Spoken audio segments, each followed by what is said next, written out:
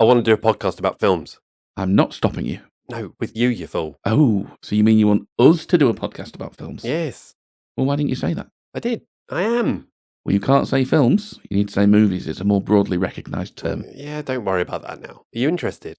We can't just talk about films we like. That would be boring. Okay, then what about films we don't like? That sounds even more boring. Okay, how about this? Films we disagree on. Ah, intriguing. So one of us likes it, the other one doesn't, and we discuss our opinions on the film? I think you mean movie. Yeah, don't worry about that now. But yeah, that's the gist of it. All right, I'm in. Great. Could still be boring, though. You're boring. I don't see how that's relevant. Should we do one now?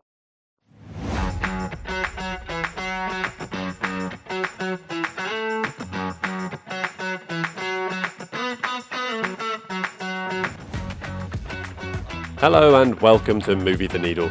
My name's Simon and I'm joined by my good friend Carl as we discuss our opposing viewpoints and try to movie the needle for the other person. This week we go back to the year 2000 with a wuxia martial arts action-adventure movie from director Ang Lee. Set in the early 19th century China, we see a renowned swordsman give up his legendary sword, which is then stolen by a mysterious masked thief. Romance, epic fight scenes and cellos ensue. It's Crouching Tiger, Hidden Dragon.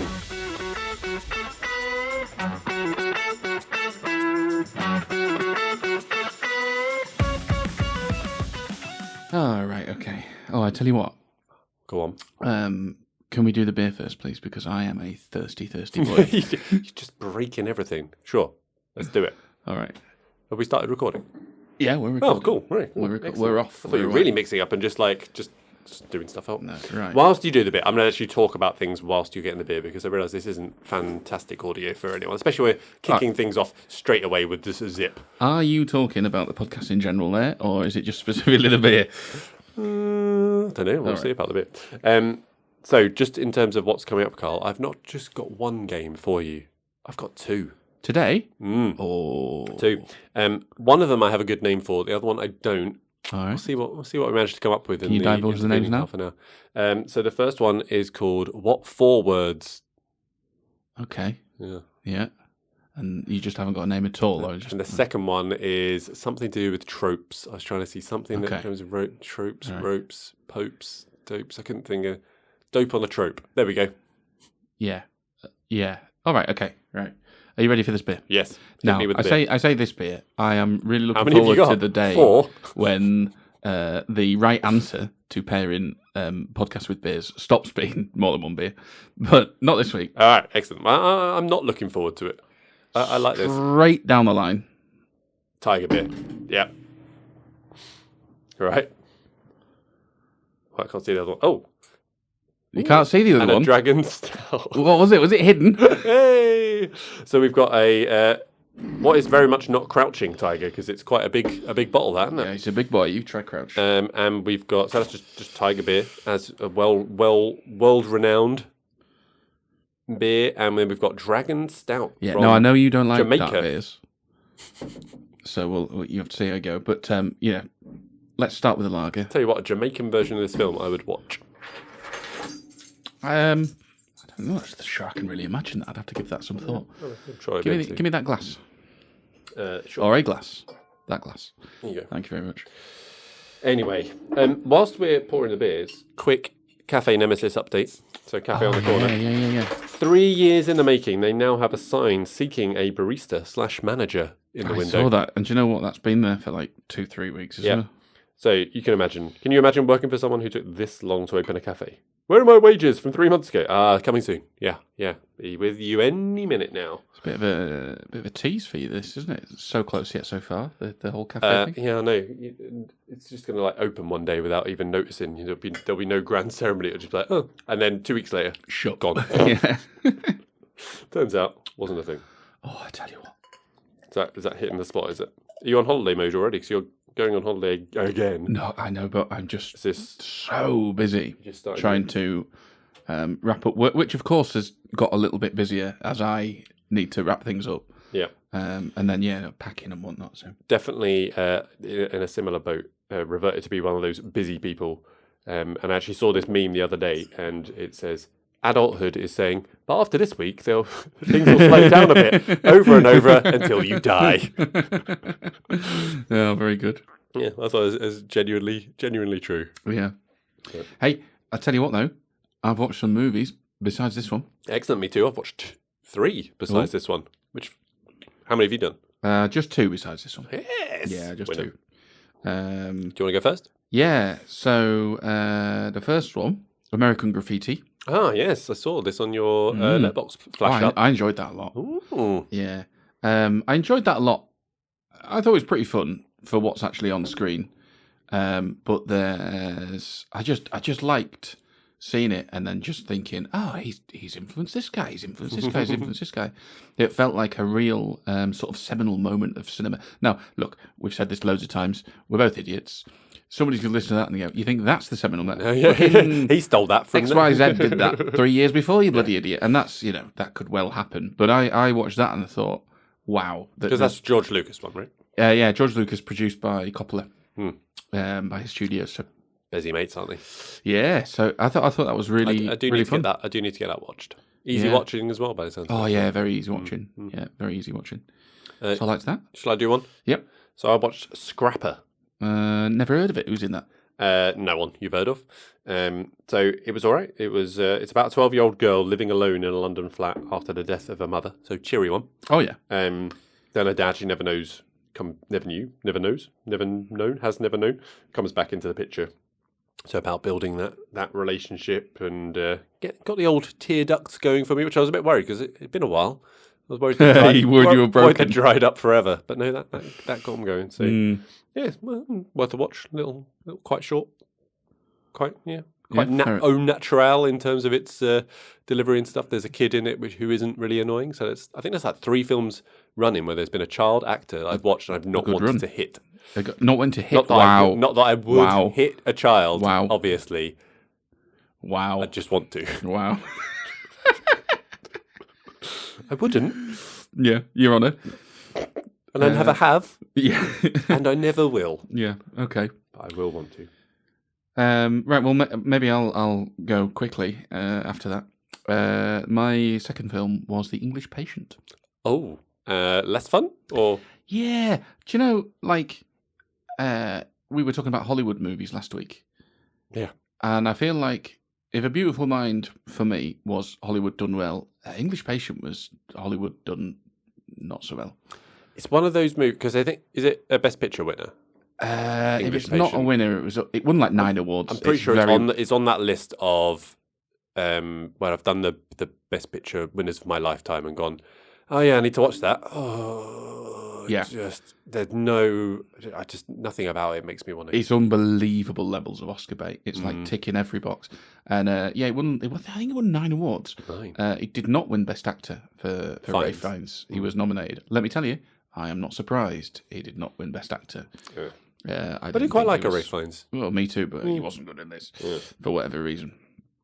So yeah, that wasn't for me. I mean, I think I put it at like 2.5. It's as with Hollywood films, there's plenty of stuff you can find to go, well, that's good, and that's good. Yeah. But no, I didn't rate that at all, really. Okay. Well, that's not encouraging me to watch it, Carl. Thank you. I was hoping you'd spur me on to tick that one off, but you might like it. Might do, and then we have to talk about even more. Oh, it's 3 hours. I don't want to watch it again. You might just be able to remember. Be fine. No, I do the work. The second one I watched this week was Turtles All the Way Down. There's definitely a joke in there somewhere. All right, go on. Let's see if it comes to you in a bit. Yeah. So it's a John Green book adaptation. You familiar with John Green? No, I'm not. Like young adult fiction, very emotional. Like what's the famous one? The most famous one that he did? No, but it sounds right up your alley. Can't remember. Oh, exactly. I'm essentially a 14-year-old girl, 13-year-old 14, you've got older. 13-year-old girl. In only a very slightly more masculine body. Yeah. Does that mean that you're allowed to hit children because? Because I'm their peers. Yeah. I'm not sure hitting people is generally allowed anyway, but yeah, hey ho. I think that's called assault. Yeah. But I really enjoyed the book. Both me and Emma had read the book, and they're kind of like they're not guilty pleasures because they're a bit more than that, but they're not designed for adults necessarily. Yeah. But I quite enjoy reading them. And I thought it was a pretty good adaptation as far as it goes because it's kind of about OCD and anxiety, mental problems in that way. So the way they did it was actually seemed pretty good and didn't sort of cut corners or cheat by, the handsome boy solving her mental illness just by smiling or anything like that. It was, there's some pretty dark moments in it. So that's 2. They're pretty heavy. Yeah. So presumably the third one you've watched is a really light affair, is it? Yeah, they both had light moments in it. Yeah. They weren't completely heavy. So what did you watch to break out of your? Well, you know what I watched. If you haven't seen this, tell the boys and girls at home. Have you not seen it? Have I seen it? Yeah, I've seen it. Okay, good. I've seen it. So I watched Anatomy of a Fall. Yeah, it's a 9 out of 10 for me. Me too. Yeah. Actually, I'm glad you liked it. Yeah, it's funny because I rated it and then I looked what you'd rated it. It was like, same.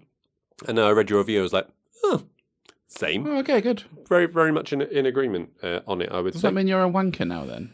That's definitely not a wanky film. Because I feel like my review was in the same sort of vein as the Aftersun review that you called me out on. Oh no, not at all. No, because you agreed, I suppose. Yeah, exactly. Yeah. Yeah, okay, that's the key difference there.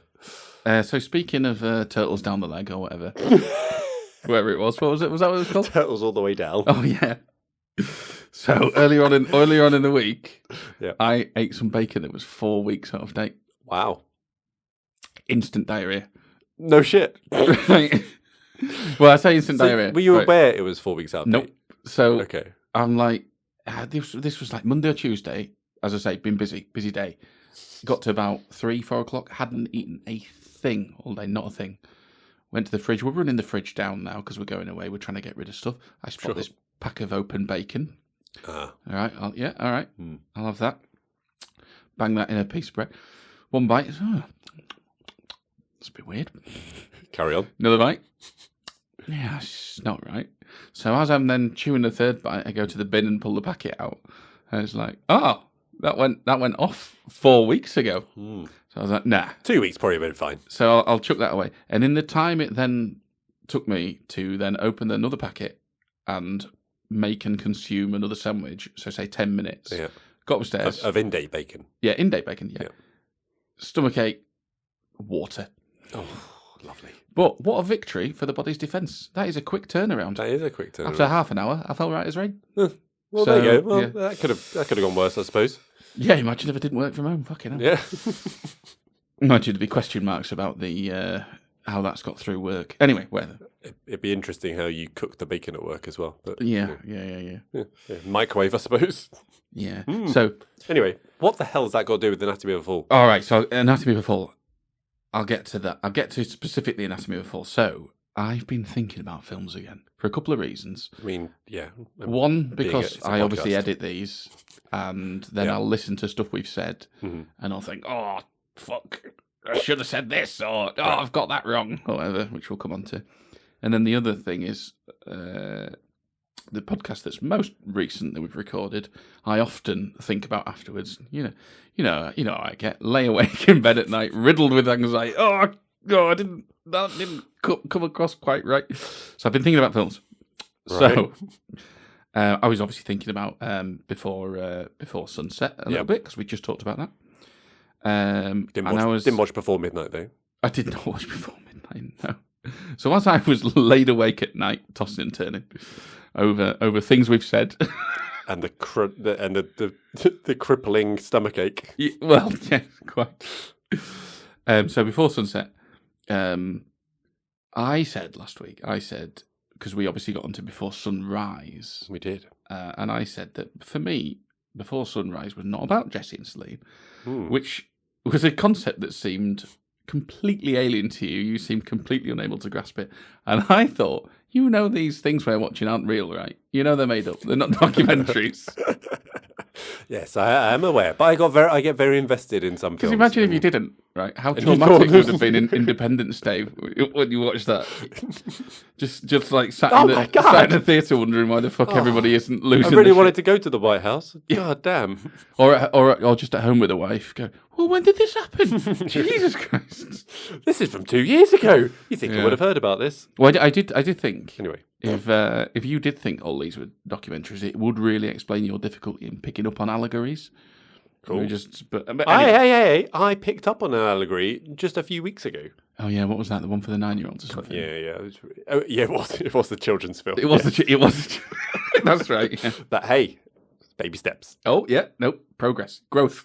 Mm-hmm. No, so joking aside, my point, which I didn't make very badly, didn't make very well, made very badly. Choose whichever one of those you want. Was that characters are like just one tool in a director's army, right? Okay. And I got to thinking about characterless movie. Well, I got to think about like films, how they use them, and like a lot of war films are very underwhelming, right? Because if they focus on characters, you lose the sort of scale as to the whole conflict. Because focusing on a character in a war movie is a very small story. Selfish, isn't it? Well, not necessarily selfish, because it becomes about them and their art. It's difficult then as a viewer to sort of like extrapolate that story across an entire conflict or whatever. You sort of lose the gravity.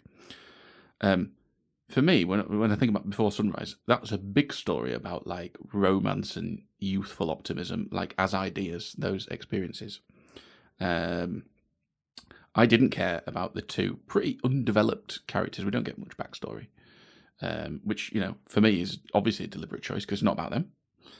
I didn't think it was about that small story about Jesse and Celine. I thought it was about those big, huge themes. Right. And I said I didn't like the second because I felt we're now focusing on them. The very existence of a second for me brings it into that realm. Sure.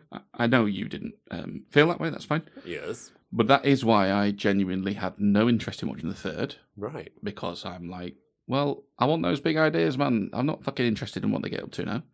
I'm also a bit worried that it'll ruin the first for me even more.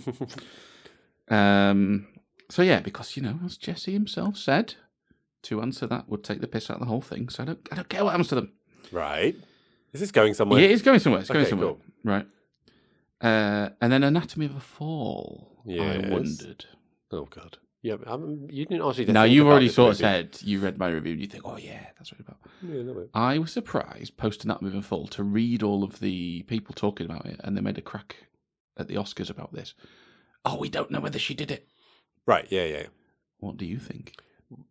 Whether she did it or not. Mm-hmm. It doesn't necessarily matter. I agree. Yeah.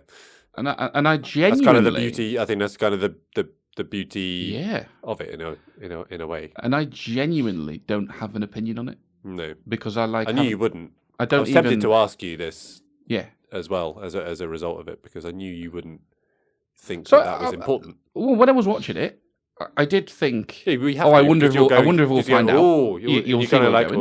Okay. Oh, yeah. No. I did think that, but then there comes a point, and it is before the end. There comes a point where I was just like, oh no, this is so far from the point. So I wondered if you'd seen that the same way, because in that same sort of vein, to me, that was about. I mean, we're getting into a bit plot versus story here, right? Because it's like, well, the story is about something else. It's bigger than whether or not she did it, sort of thing. Yeah. So during watching it, because the journey it's taking you during that, it's twisty, turny, this way, that, and you can't help but think like, oh, that's a bit odd. Yeah.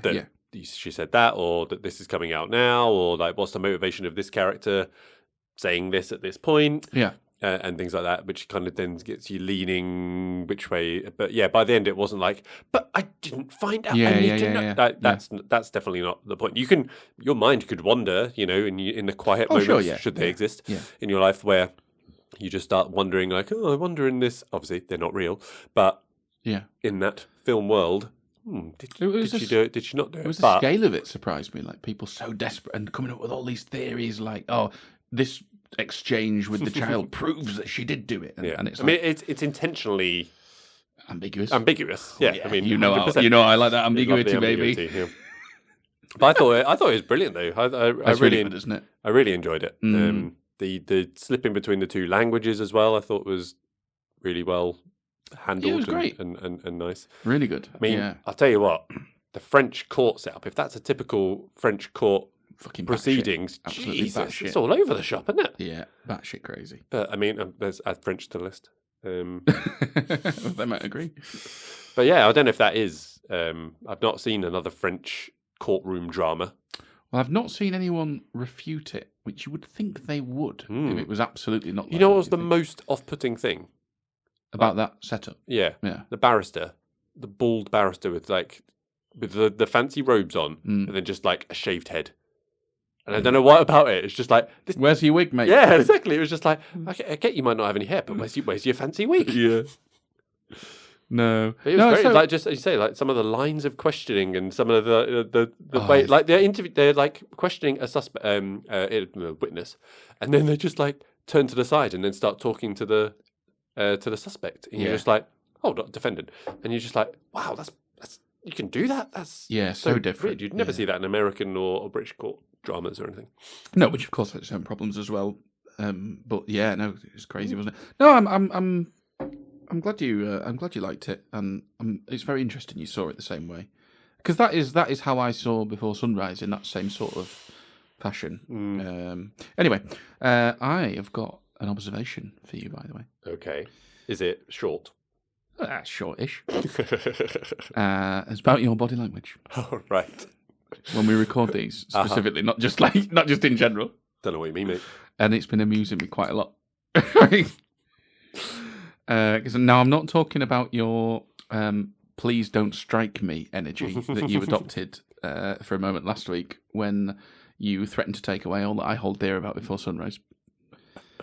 Was that when I accused you of being wrong? Yes. And then I saw anger in your eyes for the first time. Yeah. I was like, oh, God, I've upset him. No, but I mean your general demeanour when you don't agree with something I say is not what I would call subtle.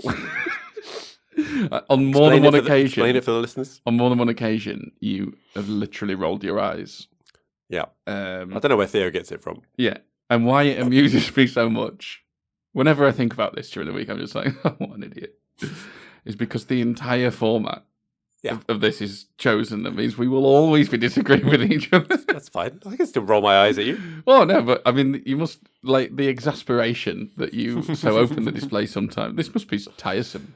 I would just be like, why can't you just agree with me? Yeah. Like, God, whose idea was it to have a disagreement? Yeah, exactly. Like, I hate conflict. Every week. So there we go. That was funny. Maybe I'm just rolling my eyes at you because I just want you to get to the fucking point. Listen, don't try to change me, all right? It's development, Carl. It's not change, it's development. Anyway, have we got any more general chit-chat or apologies that we need to again, from editing these, I've got a couple of apologies. Okay, how long are we talking? This is, Wolf of Wall Street? So this is from The Thing. Oh, okay. And then I've got one that relates to... That is episode number 12. Yeah, so I've got one that relates to last week. Which is episode number 15, Before and Sunset. then also harks back to our Star Wars episode. Oh, good Lord, that's episode 7. Yeah. All right, so the first one... Delayed apologies, better late than never, I suppose. Yeah, I know. So the first one is The Thing Red Line, as I said. The Thing Red Line. We were doing, which I thought was good. Yeah, I liked it. Is, as I so ridiculously said, he's not Kubrick. I know it's not Kubrick. You didn't say it was Kubrick, did you? Yeah, I did. Did you? It's Terrence Malick. It is Terrence Malick. I got Kubrick, Malick. Yeah, it's okay. Yeah. And this must be horrible for you, just listening back to it. It really is. It really is. We should do a supercut of all of your mistakes just in one thing, right? Just Sigourney Weaver. And there's no hiding place, because it's not just like a normal conversation. We've recorded it and put it fucking out there, haven't we? Just think of all the mistakes you make that you don't even realise. Oh my God. The people are just going, does he really think that? Yeah, thanks for that, mate. Yes, so there we go. Well, the only way around this, Carl, look, Kubrick and Malick aren't listening. They might not even both be alive. I don't know. Pretty sure Kubrick's dead. I think Malick died recently. Oh, really? Well, didn't he? I don't know. I do like this game. We should do this game one day as part of the podcast. Yeah. Is he dead yet? I'm really apologising to everybody who heard me spew such nonsense. Nonsense. Let's not go into the rest. So I think what you should say, people, is if you hear Carl spouting nonsense, it's just plain incorrect. You have two options. You can email us. Yeah, but wait 4 weeks because I'll probably have caught it. Messages on the socials. Yeah. Or you can just wait 4 weeks and he would have caught it himself and you'll get the apology. Maybe. Yeah, it's up to you. Yeah, maybe. The second one, which is a bit more like an apology to the format, really, and maybe a bit to you. So when we discussed Star Wars, we said, look, we can't talk about sequels because we're talking about this film. The sequels haven't happened Terrence Malick's yet. still alive, by the way. Carry on. Good, yeah. Yeah, so we can't talk about sequels because they haven't happened yet. And, we're talking about the first one. Sure. And then when we talked about Before Sunset last week, you wanted to talk a little bit about the sequel to that. I still want to talk about which I haven't seen. I know. You sort of pulled back. And, because it was part of your sort of enjoyment of the thing as a whole. Call out the withdrawal method. And I sort of realised I sort of did the same, but in the negative, because I was then saying, well, one of the reasons I like this film is because it's now impacting the previous film, which sort of made me realise that they are a bit of a body of work. And that's totally fine, isn't it? And look, a reminder, we're not trying to fucking objectively appraise these and go, how do they stand on their own as a piece of art? That's fucking wrong podcast. Almost definitely. It's just about what we like, and it's sort of then kind of natural, isn't it, to go, well, yeah, I like this, and I like this because of what happened before, or what comes after, or whatever. So... We definitely couldn't watch the middle of a sequel in isolation. That would be craziness. No, but that's not what we're doing, is it? We're just going, I like this because... So I feel like we need to loosen that up a little bit, and maybe you should have been able to talk a little bit about... Well, no, I wouldn't. Had you not watched it? Well, what you should have done is watched it. But, this is the thing I was going to say. Look, so you should do, but then definitely don't include spoilers, because if you include spoilers, I will strike you. Yeah. So, there is that. All right, so threatening to hit kids isn't good, but you can hit me. All right, okay, I see what the rules are. Yeah. Well, there we go. Anyway. All right. Is that all the apologies for today? That's all I can muster right now. Oh, good stuff.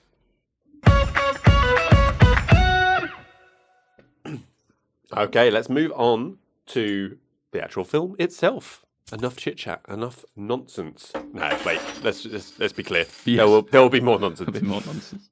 So, reminder of our ratings. We are talking about Crouching Tiger, Hidden Dragon. Oh. We are going to rate this cast just taking a sip of the second beer. Yes, that's right. He's already got through the first beer. The tiger has been crouched. Yeah, the tiger has been crouched. The dragon is in the process of being hidden. In my belly. Sorry, continue. I told you, thirsty boy. Yeah, cool. So, reminder of our ratings. We have a simple 5-point scale. We either really like it, ambivalent, don't like it, really don't like it. So, we'll start off with our general impressions. Who likes it, who doesn't. And I will start with Carl. So, like for me... Just a plain old straight down the middle like. Just a straight down the middle like. Okay. So I'm on I don't like this film. Now, 2 degrees. So that's 2 degrees of...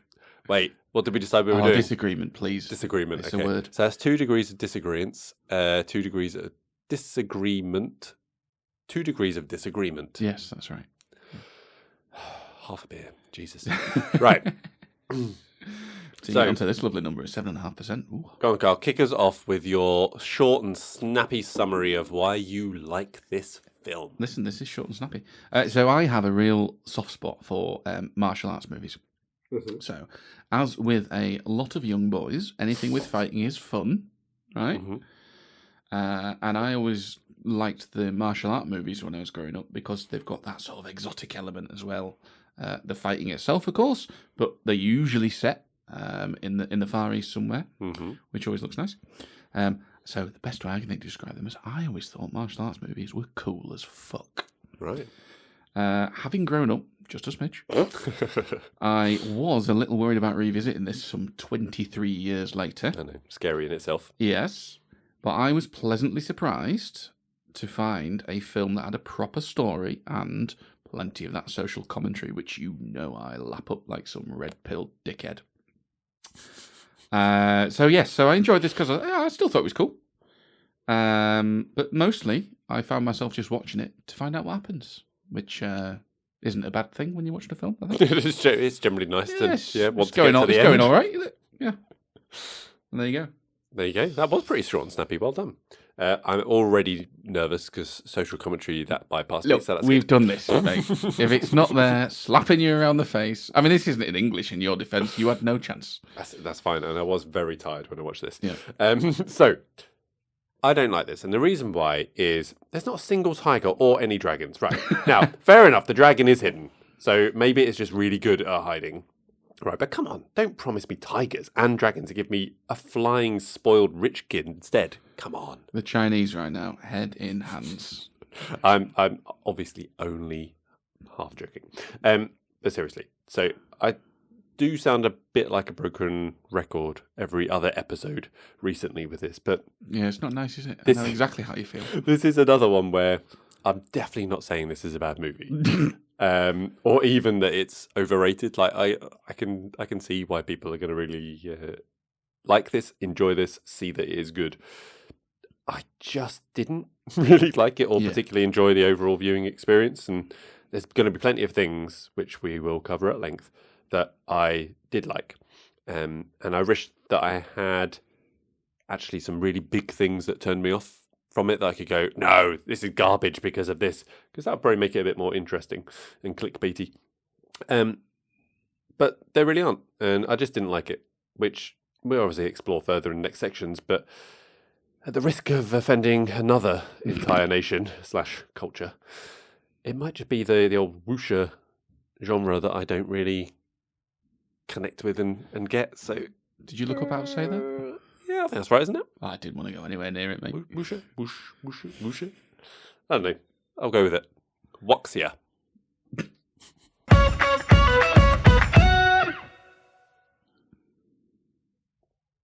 Dramatic pause while I take a sip of beer. Do you know, talking about body language? Oh, yeah. I enjoyed the level of your wince when I mentioned social commentary.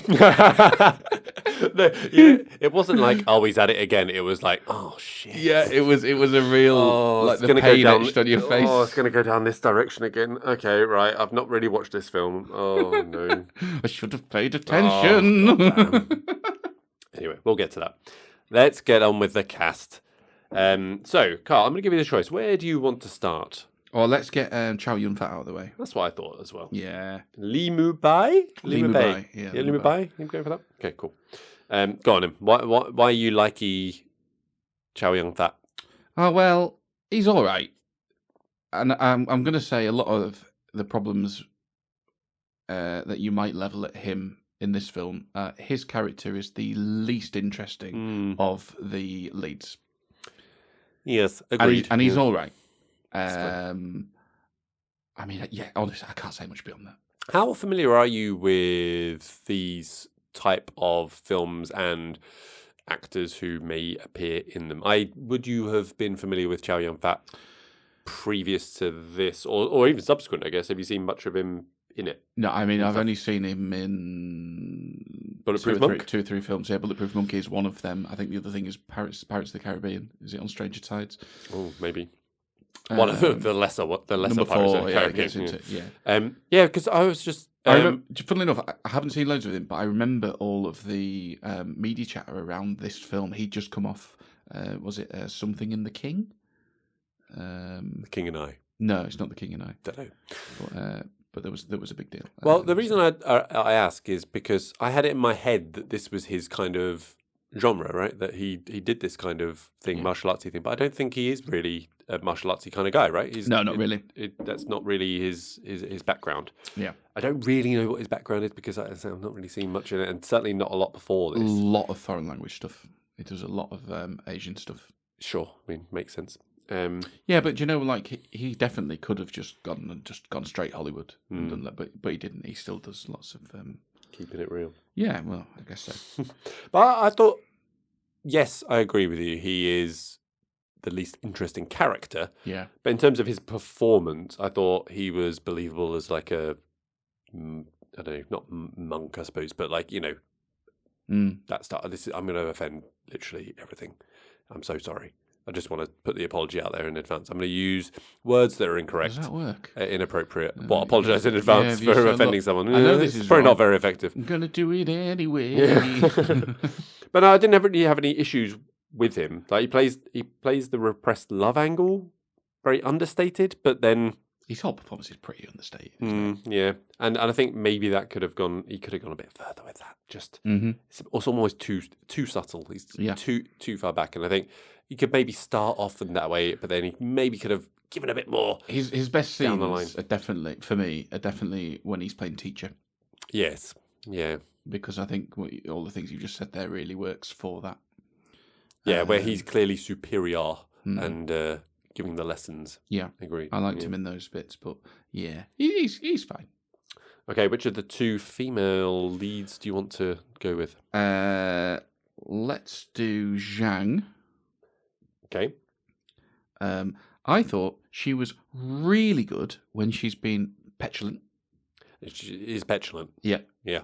When she's called upon to do some proper acting, for want of a better phrase. I mean, I literally cringed when she had a little reunion with Leanne. Lo, yeah. No, not with Lo, with Leanne. With the big sister. Yeah, with her, like leans. Oh, it's so great to see you. And I was like, oh, yeah. So yeah, she was definitely lacking in some bits. So yeah, petulant kid, great. The rest of it, meh. Yeah. I mean, I've said that she's actually excellent in the fight scenes, considering she's never done martial arts film before, and I think she's got like a dance background. She basically used that kind of background to learn the choreography. Yes, which basically is basically dancing, isn't it? Yeah. Makes sense. Yeah. I mean, it's difficult because I didn't really like her character. Yeah, well, which I think is kind of intentional. Yeah. But as a general performance, I thought she was okay. Yes, there was moments of the acting. Yeah, but like she had a lot of actiony parts to it, right? And I thought it was all right. And the bits in the desert where they were falling in love and stuff, courting. Courting. Yes, yeah. I thought she did all right in that. Yeah, quite like that. I mean, a lot of that again. She's leaning into that petulant thing, isn't she? She's basically trying to get away, and I'm not interested. Fuck off. Yeah. Yeah. Well, Michelle Yeoh. Oh, Michelle Yeoh. Oh, I think she's excellent. Standout performance for me. Yeah, I think she's absolutely excellent, and she does a full range in this. She's brilliant in the fight scenes. Yeah. And she's got arrogance when she needs to have arrogance, and then she's fantastic with Lee Mubai in those scenes as well. She actually can bring the emotion as well. Yeah. She has the full range. She's brilliant in this. I really like her. And we finally got a strong female character. Do you know, she is so close. You've seen Tomorrow Never Dies, right? Yeah. She is so close, and this isn't her fault, so close to being fucking brilliant in Tomorrow Never Dies, because she's absolutely Bond's equal. Yeah. And fuck it up. She is great. And then she needs to be saved, and whatever. But she is great, Michelle. Yeah, I really like her. And that was what Tomorrow Never Dies was, what, 97? So yes, 4 years before this. But she's a bona fide martial artist, isn't she? So yes, I guess that would be how she got that gig. So I mean, not apparently. Definitely apparently, because obviously I didn't notice this. It's actually bona fide or bona fide, by the way. You don't say bona fide; you do pronounce the A. What? Yeah, pronunciation of that. Did you know that? What bona fide, bona fide. Which you keep saying different things. Which one is but right? It's not bona fide, like I just accidentally said, and everybody says, "Oh, she's a bona fide." Bona fide. So which one is it of the two other ones that you said? Well, but I think bona fide is like the properly Latin bit, right? Okay. And if you really want to sound wanky, do the bona fide. You go full wanker, bona fide, and I think I don't speak Latin. Much to Jacob Rees-Mogg's chagrin, the fucking wanker. Our kids learn Latin at school. I mean, don't get me gibberish. Started. Absolute gibberish. But no, if you just want to be a regular wanker, bona fide, and then when someone goes, don't you mean bona fide? No. One of us looks like the dick. And it's probably the different person to what you think. Yeah. Sorry, go on. So, I obviously didn't notice her shonky Mandarin accent. No, yeah. How the hell would I? Well, none of these are native Mandarin speakers. Which I found fascinating in a way. That she's Malaysian, so she needed the script written out phonetically. Which seems to be the only detractor that I've read about her performance. So apparently, this film is a lot less well received over in China than it is in, say, the West. which I thought was really, really interesting. She doesn't speak Mandarin. She needed help from the Mandarin-speaking crew members, and her Malaysian accent could be heard throughout. I mean, I'd love to be able to go like, I think you'll. They all got stick for their accents. So Zhang is Zhao Yunfei's Beijing. same. He does speak Mandarin, but he's got an accent that is not right. Yeah, he's Hong Kong, isn't he? Zhao Yunfei. Don't know. But yeah, apparently his accent was strained and overdone. So it's great. I mean, I'd love to be able to critique this, but I obviously can't. You did watch this with the subtitles. Oh, God, yeah. Apparently, though, the dubbing is quite good. I've not seen it. I've watched this a few times back in the day. And I've definitely, because I had it on DVD, so I've definitely seen it with the English, with the dubbing. Oh, right. Yeah. I couldn't really tell you too much about it. I did know when we started to watch this, I initially put that on. The intonation, very different.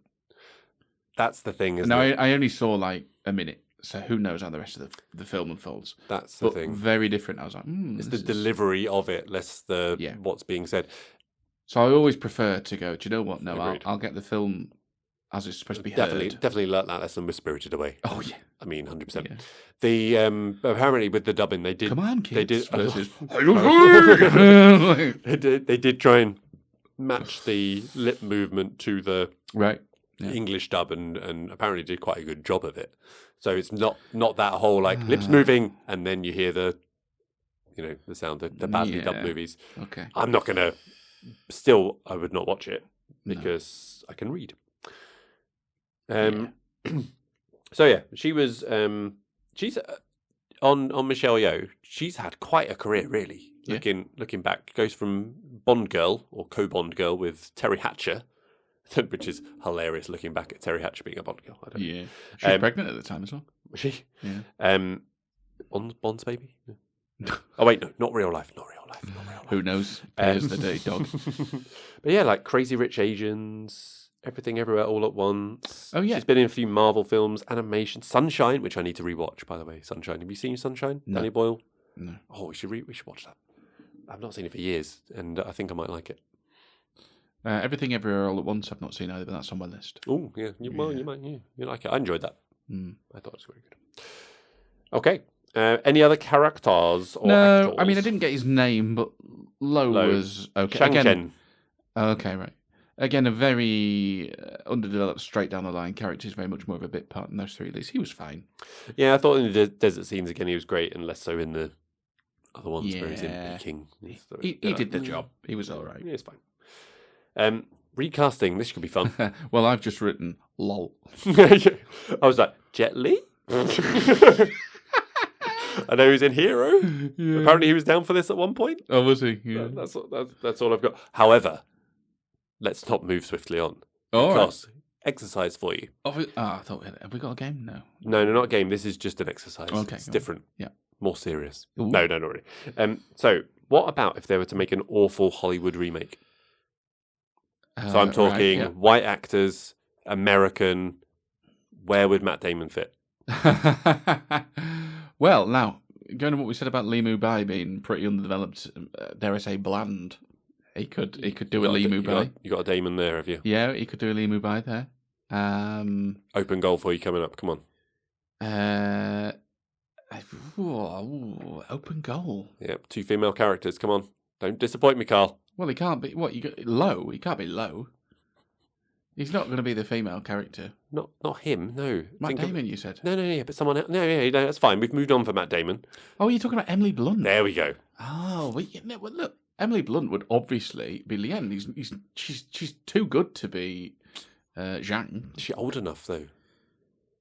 She'd do anything. There you go.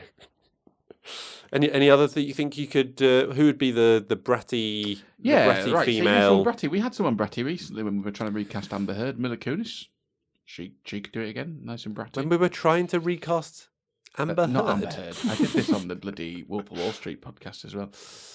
Margot Robbie. Yeah. Right. Yeah, you did say. Yeah. Mila Kunis. Yeah, Mila Kunis. Yeah, she could do it. Yeah. Okay. Keanu Reeves, I reckon he'd be in there. But he'd be low. Yeah, I reckon he could be low. Yeah. Yeah. Unbelievable in the romance scenes. He's got it all. And then what they would throw in what they would do if this is a remake, they'd get Chow Yun-fat in there as the an older character. You know, they'd do like a... Or get that continuity in there. He'd be Ty. Yeah, he would. Yeah. That's what you do. Yeah. Any others spring into mind? He'd be there. He'd be there. He'd be perfect as Ty because he'd be there for Hollywood. He'd be there because he'd be going, a sword in the wrong hands is still useless or whatever. And they all, it's his sword! It's his sword from the first one! It's now his they'll lap that up. Yeah. Jade Fox. Who could be Jade Fox? Helen Mirren? You put Helen Mirren for everything. Brilliant. Yeah. I like Helen Mirren for that. That would work. Action scenes might be a stretch for her. Yeah, she's just got to spit a few fucking needles out, hasn't she? Yeah. Well, there you go. Anything more on the cast?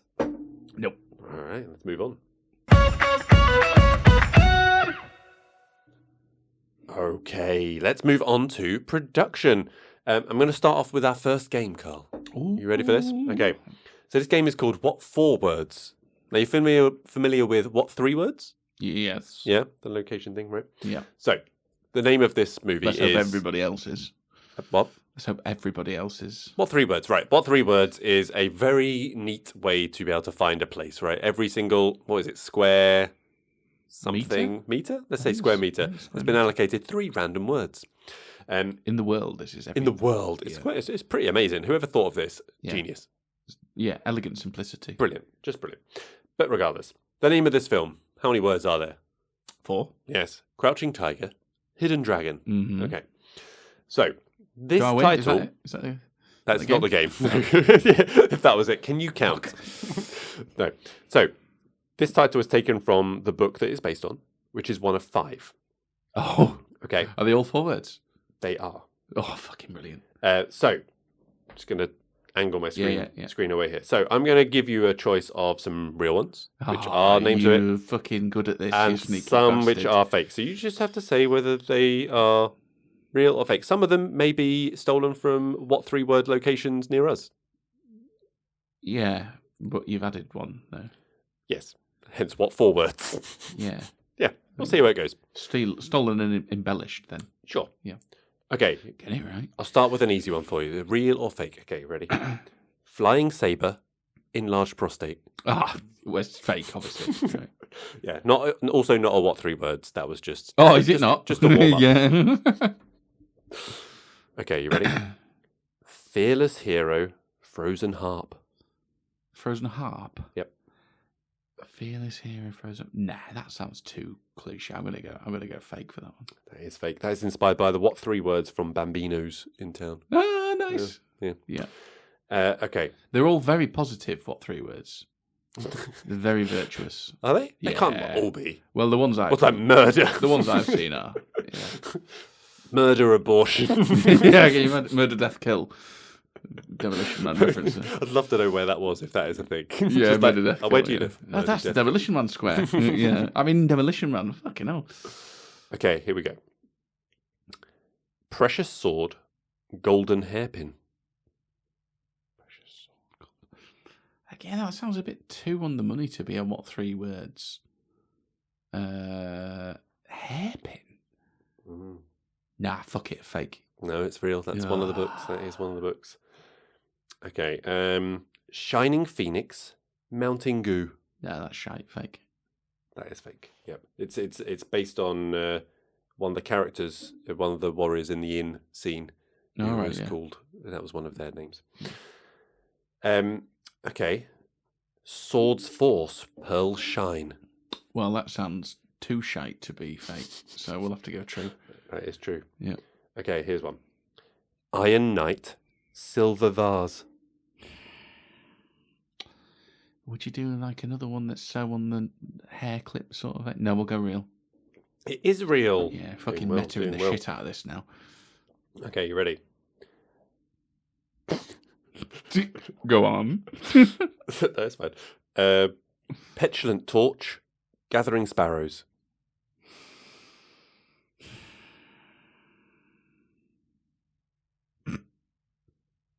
I want to know where this is if it's real. No, let's go real. It's fake. It's inspired by the Pink Door. What 3 words? Pink Door. Oh, lovely. Yeah.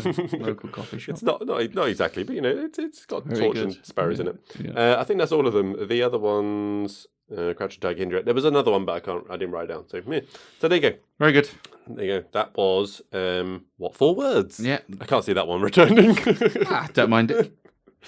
Right. Anyway, we were talking about production before I rudely interrupted with a game. So I'll start things off. Some things in this you can't not enjoy the cinematography of this. There's some beautiful shots. Wasn't it a good choice as well to show China off through so many and diverse as well landscapes, rather than just going funny pointy buildings. I love funny pointy buildings. By the way, talking about that exotic thing from earlier, love it, and there's some of that. Yeah, but wasn't it a really good mountains, choice? It had a lot forests. And they were so well framed desert. as well. Yeah, I mean, the wide shot of Peking at the start, I thought, that was good as well. Incredible. Yeah. I was just like, oh, hello. Yeah. Start right off with that. Yeah. There was the riding from the desert into the mountains. Very nice. Even the horseback fighting where they were flirting, Yeah. On horseback, just the backdrop to that was beautifully shot. Yeah. But yeah, don't want to start with all the negatives, and I think I'm going to struggle, to be honest, with the production. Yeah, production-wise. Yeah. A lot of positives in that. And what was there anything you wanted to point out? I've got a lot of other things. Well, not on cinematography or how it looks or whatever, but soundtrack or sound in general. I am bloody gaga for the soundtrack. Yep. I love it. I was even listening to it earlier, just whilst writing up the old notes. Very good. I love it. And I know it's still very Hollywood. You made your joke about cellos and everything. But there is, and I'm sure this is very westernized, our interpretation of what that sort of music sounds like. But there's so much where just, this is right. I'm watching this sort of film. It's good. But I tell you what, here's a wanky note. Well, is it? I don't know. Because I'd be buggered if I know exactly what's going on here. But the mixing... Right, well, let me put it in layman's terms instead, because I don't know that it's mixing. Music sound bad? No.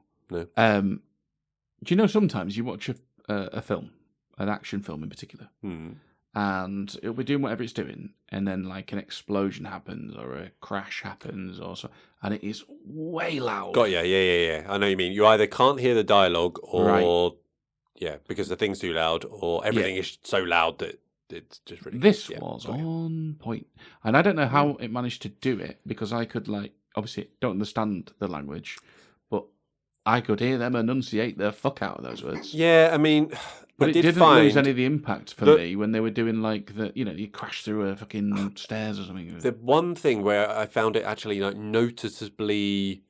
and again, I don't know how they've done it, if it was just essentially... dubbed in afterwards, right? And then they've adjusted the volume. But during the fight scene in the inn where Jen she's kind of doing like a running commentary as she's fighting, and that the audio on that it's almost like it's too clear. It's almost like it's clearly been added on afterwards, because it doesn't really it's not really in line with what she's doing at the time. Fair enough. But that was the only point where I thought that sounds off. All the other times is that I could, that's fair and enough. It's different because I'm reading it. It's not like I'd be like, "What did you say?" Yeah. Well, because I just thought it was really good. And don't get me wrong, there's a right time to use volume as well, when you want to do. But it's a real lazy thing, I think. Volume.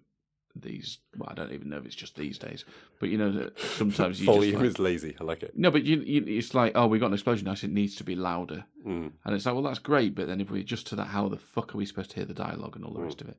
And there's a time and a place for all of that, but it seems to be across the board. This didn't have that. It was just like a really pleasant listening experience, and for me, still had all the impact. I liked it. My friend will be listening to this and going into the technical details why this is a thing, but I do find that particularly if you're watching on your own sound system at home or soundbar or whatever, getting the sound right in an action movie with that sort of thing impossible. Yeah. I find myself like switching sound modes as they go to like, oh, this is allowed. Okay, right, switch to this one. Oh, switch to that.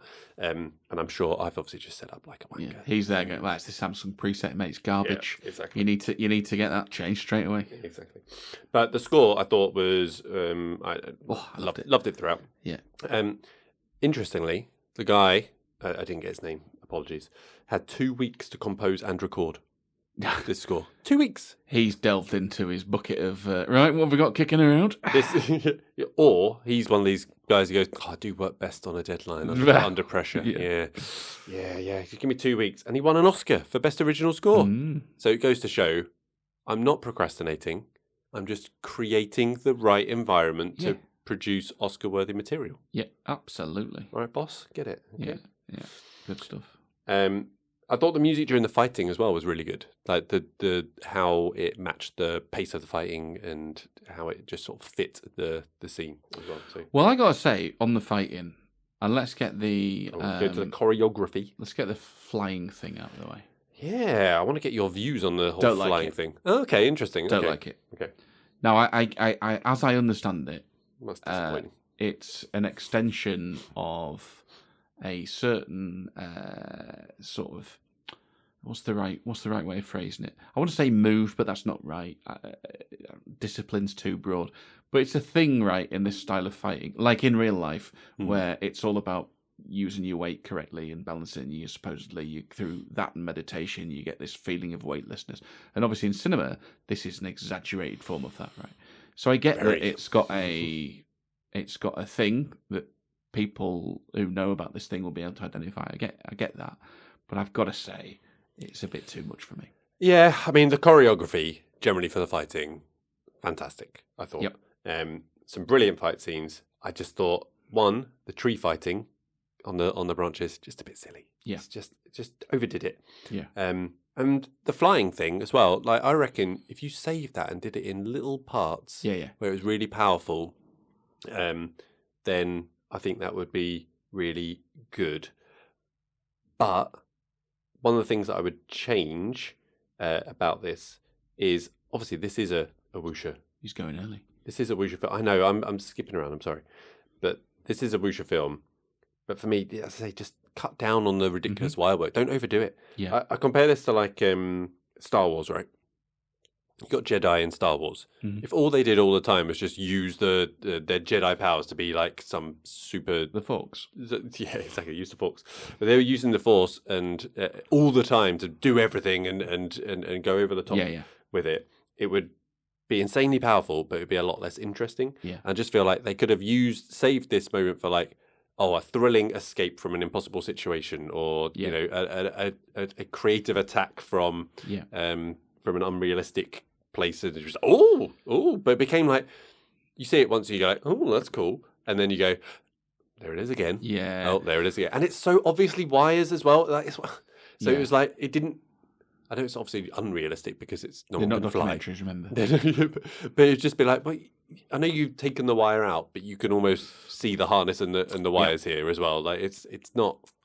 No, it doesn't feel real. I agree, and I'm sorry I didn't disagree with you about that. I know it's very irritating. That's my one point that I actually have a problem with, and you've just like, yeah, me too. Yeah, no, but look, I got past it because basically it's like, all right, this is a thing. It's come from somewhere. Whatever. Now, the reason I was able to get past it was because the rest of the fight, which you've already touched on, on choreography, it was fantastic, right? And it managed to do, I think, a really impressive thing because, first of all, it's much more like dancing. You already mentioned dancing. Yep. Yeah. Right. It's choreography is right? I mean, it is. They have 5 choreographers. Yeah, I saw a review. And I can't say that I would have made this same note, but you're stealing it anyway. No, but I get what they're saying, right? Where they said each dance has got a story in it. You can tell like it's choreographed more like a dance because it's trying to tell a story. I guess maybe whatever. But what I can say again to sort of flip that round is I do watch stuff and I go, well, that's gone on too long. Yeah. And that, I think, is the sign where you go, oh, well, they are doing something. I might not have spotted it, but they're doing something to keep me in. QA, car chase in a Hollywood film. Well, where you're just like, that's good. Are you still going? So sure, right? You're still going, are you? Okay. I can't maybe point out why it's good choreography, but I definitely agree it's not bad because you can spot bad choreography because you get bored. You go, no, I'm out with that. Yeah. So I think it managed to balance that sort of dancing, that graceful, that storytelling, whatever you want to say. But the close-up stuff is really cool. So when they get close quarters, a lot of it is like watching. You think of the fighting in The Bourne Identity. Yes. Right, which was very, at the time, it was very like, oh, this is different. This isn't big. Gritty and real. It's like very, very close, no very quick, snappy sort of. Clearly not using stunt doubles for the up-close shots and things like that. Absolutely. So not brutal in the sense like, oh, he's just like chopped him in the neck or chopped his arm off. But very brutal in the sense that like, no, this is very, very deliberate and sort of, it's almost the complete opposite to the dancing you think they're doing when you pan out to the wide shot. And it's a good point you raised there about the sort of gore and you cut him in half. Yes, mostly very, very little. Yeah. There was I think there's two things. The weird axe thing, not axe thing to the head. Yeah, that's one. And then there's she used the sword in some guy's mouth in the inn thing. That's about it. That's one thing. It's about the only time you actually saw any blood. Yeah, there wasn't a lot at all. Which is amazing. With all that amount of blades coming around, come on, there's got to be some missing limbs here, guys. Come on. Yeah. Bit unrealistic. I did think as well with the choreography, what I liked, and I like a mixture of gravity and levity in a movie. You can't just be all serious and stuff. You need to add a bit of levity. I mean, your viewing this week says otherwise. Fucking hell. No, each individual film. There's moments. Okay. Maybe not the Anatomy of a Fall. There wasn't very many lulls in that one. No. But there's moments in other ones. But they did manage to add the levity in some of the fight scenes, which I liked. So the in-fight scene in particular, where she's just absolutely schooling all this run of the mill, and then it's almost a trope, where the fighting stops and then things start falling apart. Yeah, as well. Well, they did have that right at the end, didn't they? Yeah. It was like the staircase falls down or some banister falls over and stuff. It's like, but the other thing as well, which you wouldn't even expect this, was from the Michelle Yeoh character with the really heavy weapon. Yeah, it was just like, oh. No, they threw in a little thing. Yeah. She's quite a serious character. She's not really got a lot of any humor or anything like that. But even that moment, you're just like, that was it breaking up a really intense fight scene. Mm-hmm. And I thought, actually, that's really nicely done. What you've done there, because again, what you're saying, not getting bored. Yeah. If you're just doing she's got another. She's doing another weapon, and then it was just like, a little pause. Yeah. Bit of levity. Yeah, and back to it. Fantastic. It was very good. Yeah, I agree. So. This is going to not land quite the same because you agreed with the whole flying thing. But I saw this movie, and I guess the style with the whole flying. You've got the unbeatable weapon, essentially. You've got the underlying romance. You've got a big bad who you're trying to ultimately defeat at some point. Bit like a fantasy superhero movie. So I just wanted to see how you... you're making me nervous. You're hovering over the recording there. I was just like, have we not been recording for this whole time? Oh my god, oh my god, oh my god, oh my god, oh my god. That's why I was just checking. Am I okay? We're golden. Okay, good. And I was just like, you don't like, or you say you haven't, I don't know, do you not like, or do you not really watch, or just haven't watched fantasy superhero movies and things like that? Because they just don't really appeal. But then I'm not like, you put one on, I'm sure it'll be fine.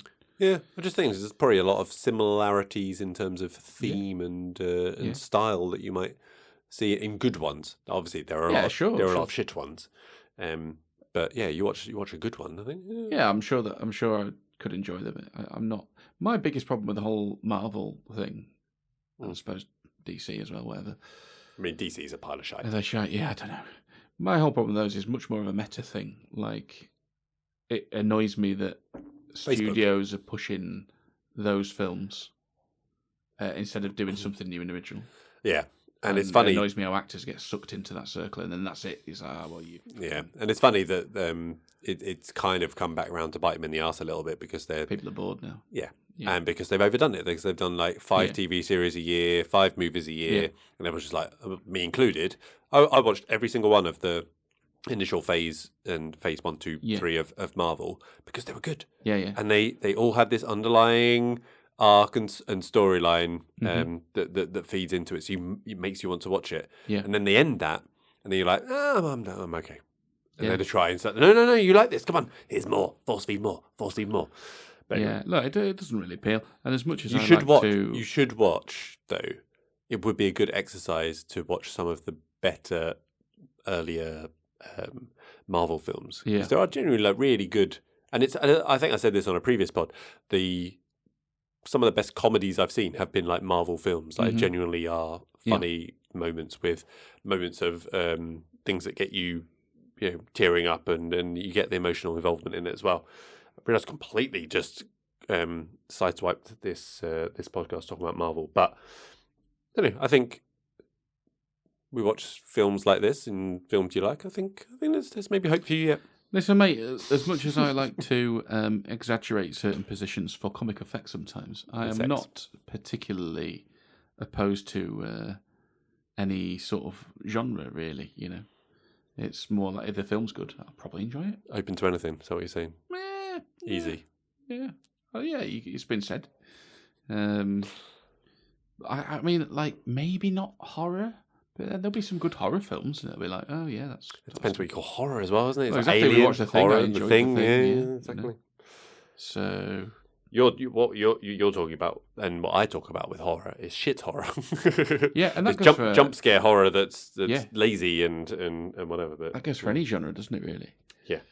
Yeah. Well, precisely. And we have touched on this a little bit as well. Fucking genre, it's all made up in it, because no film is any one genre mostly. Well, if it is, it's probably really lazily done, right? Yeah, probably. Yeah. They're probably going, you know what I'm going to make? I'm going to make a horror film, which means I need to do this, and this. Yeah. Okay, good. Right, let's make it. I mean, equally, I've sort of got no time either for the films that are trying to tick boxes and go, we need this much romance, we need this much action, we need this much comedy, but that's a different sort of problem, really. That's paint by numbers, isn't it? Indeed. Okay, so we touched on a genre, costume and hair. I want to touch on costume and hair, because we don't do this very often. No, we don't do this very often. But I'm not going to touch on costumes that much. Yeah, they looked all right. Yeah. Apparently, I mean, I haven't got any notes on hair. What have you got? Sorry. You don't have any notes on hair? No. Some of the hairstyles in this car, I was just wondering, all the kids are wearing the latest trendy hairstyle in this movie. They've all got the same style. They've all got the half-bald. Oh, and then they've got like a ponytail. The opposite Ronaldo, isn't it? Yeah. So it got me thinking, obviously. Any hairstyles in your past that ashamed of or don't wish to see any pictures of? I had an unfortunate bowl cut. Oh, excellent. Between the ages of sort of 11 and 14. And are we talking bowl cut, not curtains? Oh, yeah, very much so. Yeah, very much just literally. And don't get me wrong, it was in at the time, but I've got quite thick hair. Was it? Was a bowl cut? Yeah, no, it was in. Yeah, it was in. I've got quite thick hair. Right? Is that what your mum told you? What do you mean? All the kids was in. Yeah. Well, no, I mean, I had, I could see my friends with the same sort of haircut. Yeah, just better. It was better, right? Because I've got quite thick hair, so mine was very sort of don't rub it in. Voluminous. Sorry, mate. I would have only said it once had you not kept fucking interrupting me. Yeah, my hair's thick, Simon. Sorry, just to repeat, thick hair. Yeah, really thick. Yeah. Oh, look at it all on top there. He's just like putting his fingers through it now. It's like a Head and Shoulders advert. I've had a haircut tonight as well. Like I've got that much of it. I can afford to just throw it away. Oh, you're not even donating it to the needy. Oh. And he's got some on his face. Yeah, bastard. Put it all in the bin, mate. Put it all in the fucking bin. How do you feel about that? Yeah, so just the bowl cut, nothing. So just bowl cut, but the thing is, because I've got very thick hair. Simon. Thick hair, you say? Yeah, right. You should have said. So it was like, why is your hair like an inch away from the sides of your head on the sides? That sort of thing. So that was the problem with me. It was just the wrong style. I've got a very round head as well, a very big head. It was the wrong. It was in. The style was in. It's not the style's fault. It was the wrong choice for me. So yeah, there's that. But otherwise, I'm a simple man, short back and sides. Yeah. Okay. Cool. Yeah. For me, you had long hair. Yes. Yeah. The big shock was when people long, not like ponytail long or anything like that. But like when I was in my, what would it be, early 20s, so I started to grow out my hair and straighten the hair.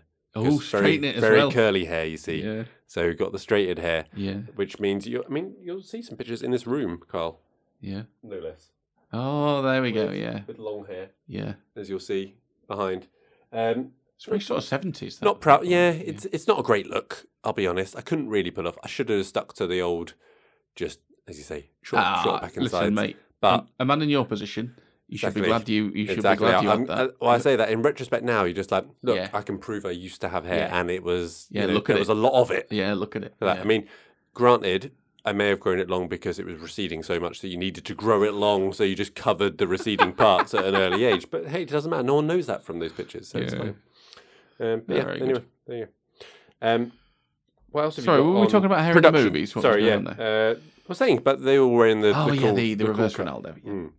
Yeah, it was really just an excuse to ask you about your hairstyle, I'll be honest. Right, yeah, well, there you go. Still in production, though, weapons. Mm-hmm. So we've talked a little bit about the weapons. I thought some of these were excellent. The guy in the inn with the giant maracas weapons. Well, there's two of them, wasn't there? Yeah. What were they about? Who chooses those? I bet they hurt if you caught one of them in the ribcage. I know. It don't seem that hard to avoid. No. Just like, you're swinging, are you? You still swinging? Yeah. Okay, I'm just going to step back. Yeah. Oh, step back. Oh, no, you shouldn't do that. No? No. Step forward? Yes, when someone swings a weapon. Oh, I suppose, yeah, that makes sense. The force, the velocity is coming from the end, isn't it? You need to get in. Good point. Oh, come on, Simon. Yeah. It's basic stuff, that. It's like I've never faced a giant maraca coming up my head. This is it. I've never been to that Leeds game. Yeah. No, I mean, I'd run away, mate. Run away and get hit in the back. That's my boy. Yeah.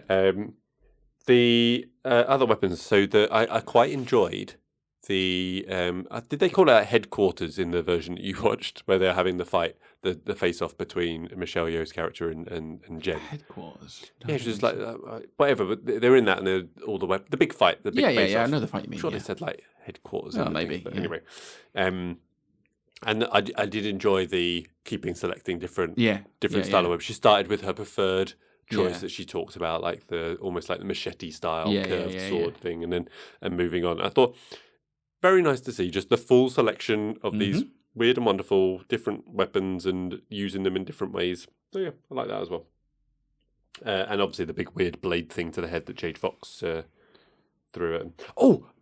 And the From Russia with Love shoe knife. Ah, yes, it was From Russia with Love. Yeah, very good. Yeah, so two Bond connections in this movie, that's right. at least. Yeah, probably more. I'm sure there's more, if you could look for it. Yeah, probably. The only other thing I've got on production, and you mentioned the scene fighting in the trees, and I tend to agree with that because, as I say, it's no fun. The flying's not for me. Yeah, I know. But there is a shot in there where they end up on the tree that bends down, and they are then sort of one's exposed. Going up, one's going down. No. They end up together facing each other on this tree that's like bent horizontal, and the framing of it at that point is fantastic because it's pulled out of the main sort of forest bit. You've got the mountains in the background, the forest sort of flanking either side of the shot. Could be the best shot in the film. I absolutely loved it. Didn't notice it, but that's not to say you're wrong. Yeah. Anything else you got? Any changes? Any changes for you, I should say? Less flying. On the production, I mean, less flying, that's the easy one, isn't it? I mean, this is maybe a touch of plot, but you could say it's production. I did think it was just a little long. Only 2 hours. 2 hours, I know. I feel the same. I kept that for the plot. And whether this is a language barrier thing or not, I don't know. But just maybe a little long. But and this does talk to plot a little bit, but quite long at 2 hours. Seemed to last 2 days. Oh wait, I did split it over 2 nights, so that might be why it feels extra long. Days, yeah. But it did feel like a long 2 hours. Not always at the. And I'll go into more of this, but we've talked about a tricky or a bit of a disappointing final third or the final hour. Yeah, I don't think this struggled with that. Mainly because it's only 2 hours, but I thought the middle third. I agree. Was the troublesome one here. Again, I'm mixing it up a little bit, not just the final third, which we've had a few times on this. No, I completely agree. This is actually my change in the plot as well. I said it's too long, slow pace in the middle section. Yeah, and I think that's the only point I would put. I thought the end good, the beginning I quite liked. It's just the middle bit that I was like, oh, and then it felt that is what made it feel like a long 2 hours to me. Oh, good. All right, let's see if we can disagree on the plot then, shall we? Jesus Christ! Yeah, come on.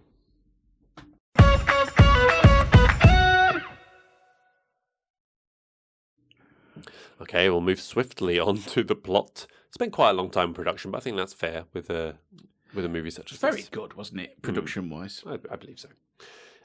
So, game number 2, Carl. Ooh. I can't remember the name of it that I came up with. Trope, something? Trope on a rope. Dope on a trope. I don't know. It's about tropes. Anyway, I stumbled across this website. It's a discovery. I miss the days where I had time just to randomly explore the internet and find these little things. Go on. Easy, the yellow and black website. Yellow Pages, what? Yeah. Oh, good. Nice. Very good, yes. Yellow Pages. It wasn't the Yellow Pages, no? No. Yeah, good. You said right. Carry on. Yeah. I understand. It's Pornhub, mate. Oh, right. Is that Yellow and Black? I don't know. I've never watched it, mate. Yeah. Okay. TV Tropes, this website is called. Yeah. Now, I know this is a film, but they do films too. And it was... Oh, fucking hell, right. I've shown myself up here. It's orange and black, Pornhub. Amateur. Yeah, I know. It's just on to Pornhub. Brilliant. just on your phone. Is that always on your phone when we're doing these? Just so I know. Yeah, I didn't Google that. I just flicked to the window. Well, yeah. No. I always thought you were looking at your notes, but you just going like, oh no, I just need to get through this. Yeah. Just a bit. Show me a bit of anal. Thanks. Yep. Perfect. DP. Fair enough, yeah. Mm-hmm. Thank you. I mean, I don't know what DP is, by the way. Right, the plot, mate. Never seen it. Yeah, yeah. Anyway, Mother of God, the plot, please. Trope on a rope. Yeah. So it doesn't get any better. What's it? It's still Pornhub. So there are loads of tropes, right? So this movie alone, it's listed, I don't know, it must be about 100 different tropes that this movie has ticked off, right? Yeah. So I've picked out a few of them, and they're called each of them are called something which you go, oh, that's a good name. Okay. So I want to see if you can identify what that trope is from the name of it. Yeah. And based on the name, see if you can identify the point in the movie which is ticking the box for this, according to them. Okay. First one. Audible sharpness. Audible sharpness. Yeah. Oh, there's loads of that. Go on. So what do you think it is? Describe what you think it's meaning. I think that's when you I mean, I'm gonna do it the other way around. I think when he flings the green destiny out and it wobbles and you hear the shing. Yeah, shing is a good word. It's exactly. It's the shing sound when the sword hits. Shing, brilliant. Very Audible sharpness. Okay. Cover blowing superpower. Cover blowing superpower. Well, obviously that's when you spot someone. Okay. So there's no reason for you to suddenly turn around and spot someone, but you just go, what? No. So this is where your superpower is revealed by an innocuous thing. So in this example, it was the whole teacup falling off the table. And she very good, yeah. And she caught it. So it's like, cover blown. Yeah. Okay. A match made in Stockholm. Ooh. This is one of my favourites. So this has got to be... This is not just another way of saying describing what Stockholm Syndrome is. Yeah. But it's a trope. It's a trope. So, it's she's fell in love with a captor, is she? Exactly. So general load, yeah. Yeah, okay. Similar. So a bit of a giveaway, but slap, slap, kiss. Yeah. I mean, that's their whole middle section of the film. Slap, slap, kiss, isn't it? No. Yes. Oh, all right.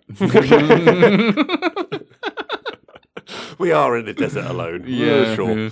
Yeah. Your days are numbered. With some sort of threat, like I'll get you next time or something. What? Yeah, so it's kind of like where the tables kind of almost turn. So someone has been, in this case, poisoned by a poisoned dart, right? So it turns around and goes like, "Aha!" and she's like, "And you too." Yeah. Oh shit! Yeah, get the poison dart out. Yeah. So Jade Fox sort of boasting about how his days are numbered. Yeah. And this one's quite an obvious one. Not even bothering with the accent. Ooh. Trope. They're not even. Well, yeah. Obviously, what the trope is. I mean, we had a lot of that in The Departed. Where would that We've already be talked about it. We've talked about it in this one.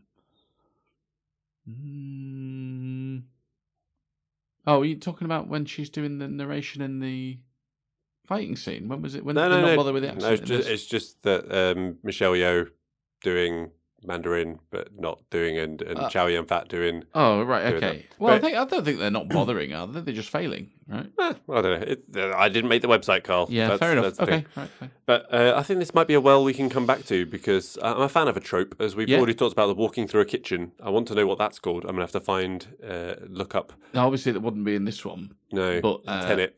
I'm going to have to go back to Tenet and have a look. I was going to say another one that wouldn't be in this one. It'd be never saying goodbye on the phone. Yes. I mean, when was the last time you can in a phone call in a movie? Yeah, cheers. Right, cheers, bye. Yeah, no, yeah. It's just like they get the information they want and then thanks, bye. Maybe even pause as well before they put the handset down. I'd be on the other end. Hello? What happened there? Hello? Have you been mugged? What's going on? Yeah, I don't know. He just went dead for a while and he hung up. I don't know. Yeah. So this website is coming back to it. Yeah, fair enough. Love a trope. Yeah, don't mind it. Anyway, enough nonsense. Yeah. Plot. Tell me about the plot. Or the plot. Tell me about the plot. Well, we've had a disagreement here. I think this is where we're going to disagree. Yeah.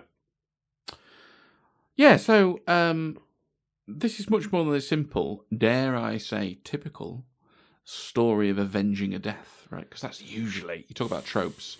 A lot of martial arts films are based around avenging a death. Yeah.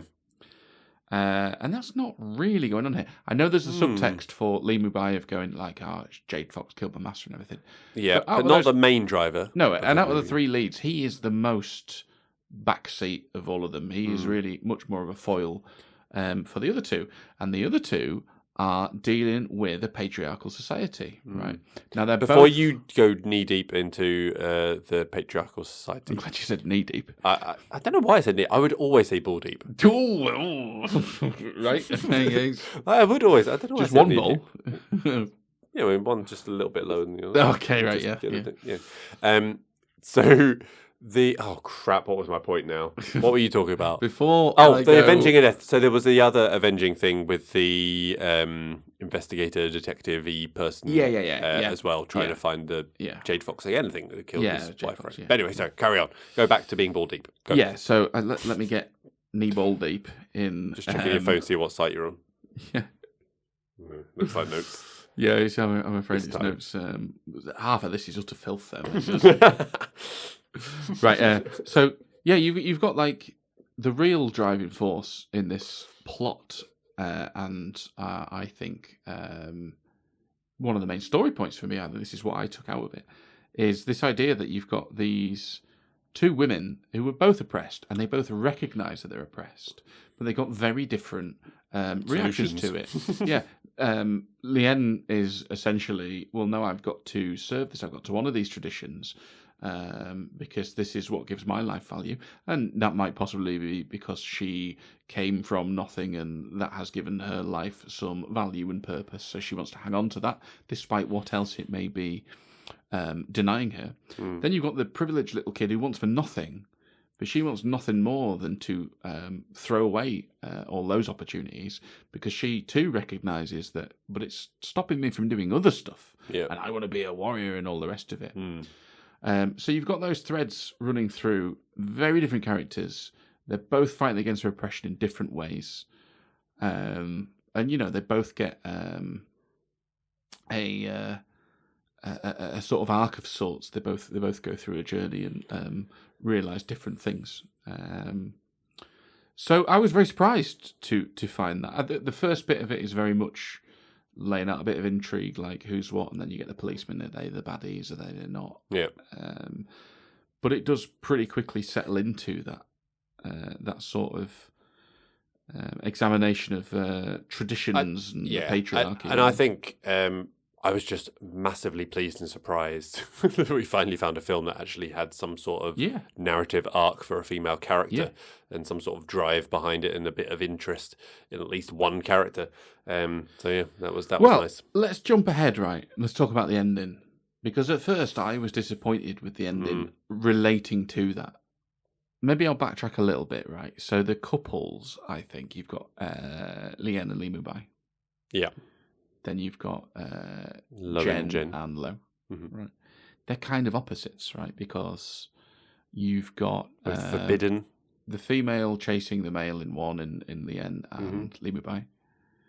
She's much more open about her feelings to Lee Mi-bai than he is the other way around. Lee Mi-bai literally only admits that on his deathbed. It's like with his last dying breath. Definitely alludes to it earlier, though. It's always there. But... it's basically the whole reason he's giving up, though, isn't it, really? Is what my interpretation is. Essentially, he's just too chicken shit to actually admit it. He's dying. The reason I think they're opposites is because he's only true to Lien when he's actually dying. Yeah. So he's sort of gone through his whole life. He's also, crucially by this point, satisfied his lust for vengeance, because that's overriding. He put that first.